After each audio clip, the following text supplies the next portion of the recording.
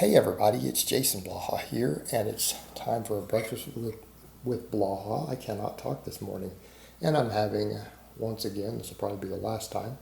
Yeah, I did 3 of these in a row. Greek yogurt and bananas.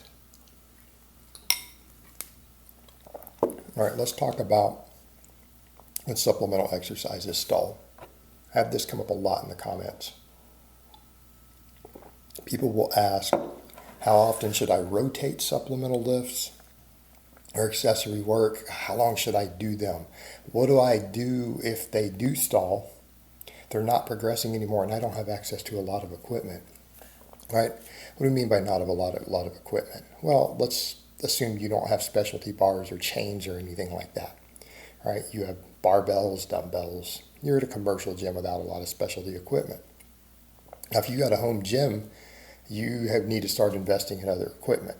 This is not an excuse. Chains aren't that expensive. Getting a second barbell is not that expensive. I was going to say getting dumbbells is expensive, but it would be worth your while to do so. I finally did so. So usually things like just changing barbells or chains, it's an easy solution to stuff. That's a really easy solution. But if you don't have that, you have other options. And what do I mean by stall? You can't increase anymore. We need to see an increase in workload. Okay, we need to see an increase in workload on accessory lifts. Why? Because that is a sign that they are stimulating hypertrophy. All right, progressive overload is we could argue about the driver or the evidence of hypertrophy, but either way, we need to see an upward trend. That means you can either do more reps with the same weight, right? If you can add a rep here or there, if every week you can add 1 rep to your 3x10 somewhere, turn one of them into an 11, one of them into a 12, turn them all into 11s, whatever.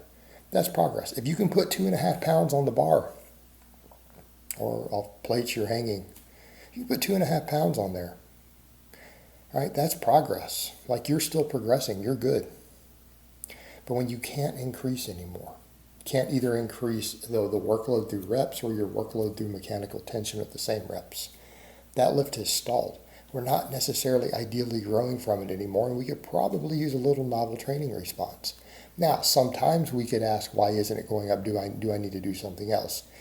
Are you closed grip benching as a supplemental lift and it stalls because your triceps need more work? Well, you need to add a different tricep exercise or change one. Chin-ups aren't going up, but your biceps are limiting it. Well, you need to probably add some curls, right? It could be part of it. But if it's stalling, we need to rotate something. Well, this is easy enough. You can change your grip. You can change your stance.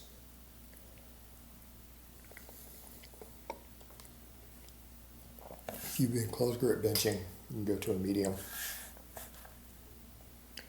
You don't have to bring the grip out that much. Change your grip 1 inch to 2 inches on each side, right?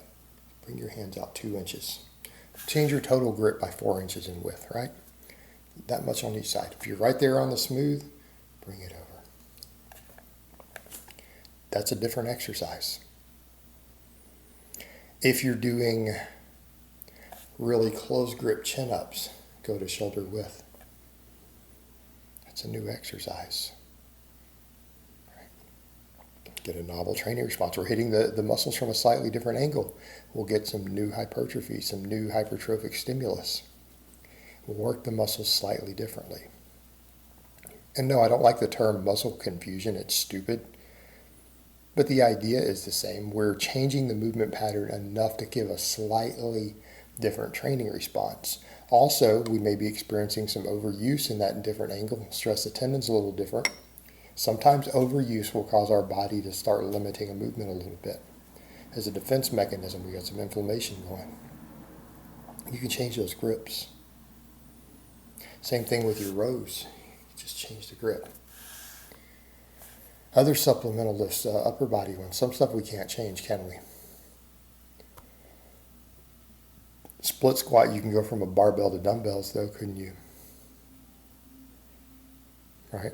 You have really heavy dumbbells. Let's say you want to keep doing Romanian deadlifts. You don't have chains, but you have a gym with heavy dumbbells. You could strap up to those dumbbells. You could switch that to dumbbells for a phase, couldn't you? Good mornings. We could change our stance. You can go from shoulder width in closer. You could take them out a little bit. Is that not a new movement pattern? It's going to shift the ratio of back to hamstring. Of course it will. You could do them off of pins.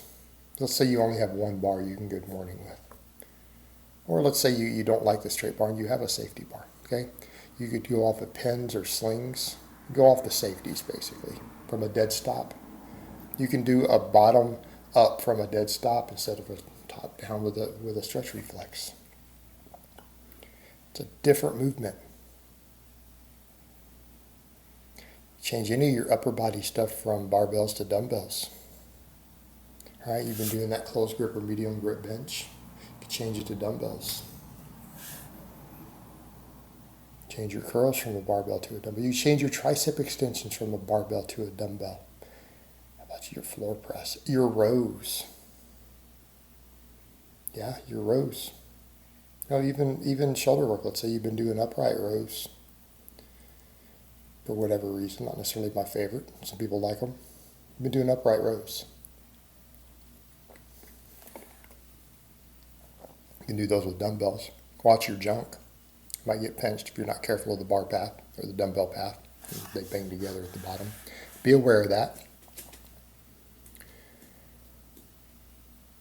Be aware of those concerns. You could even change to a machine on some stuff. I'll go so far as to say you've been doing single leg exercises and you need a variation.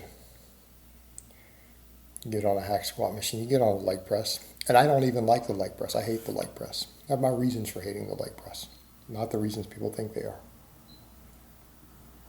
It causes leg hypertrophy. I don't disagree with that point. All right. If you're at a big commercial gym, they probably have a leg press. Telling me doing wide stance, full range of motion leg presses will not increase your squat? Well, if your back is a weak link, it won't. If your back is a weak link, it won't. But if your lower body is, it will. You could do some leg presses instead of your single leg exercises. I have clients do it sometimes, or a hack squat machine.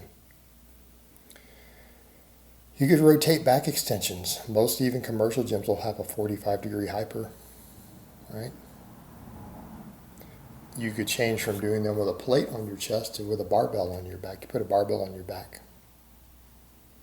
You could do them with dumbbells, holding dumbbells out in front of you. Okay?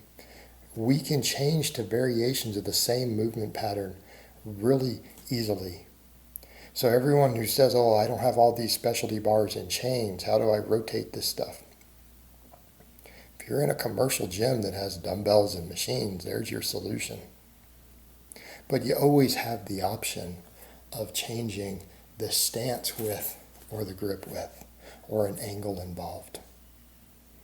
Okay, you can change the angle involved easily. All right, guys, well, that's really all I have to say on that today. I hope it's been informative, and I will talk to you guys next time.